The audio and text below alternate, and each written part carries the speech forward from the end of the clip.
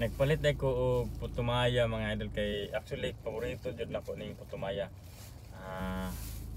Risan og tsokolate ang pinakadabis ano mga idol, pero ang tsokolate ato lang ning lanlanon mga idol. Naglibog ko ani mga idol. Nganong gitawag ni siya og putumaya.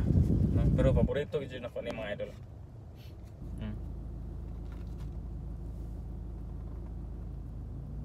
Lamay na.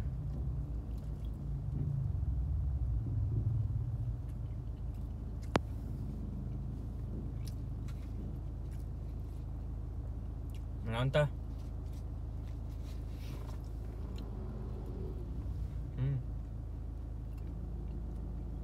Yan ito dyan iparisan og tsokolate mga idol. Order kape, pwede na kape.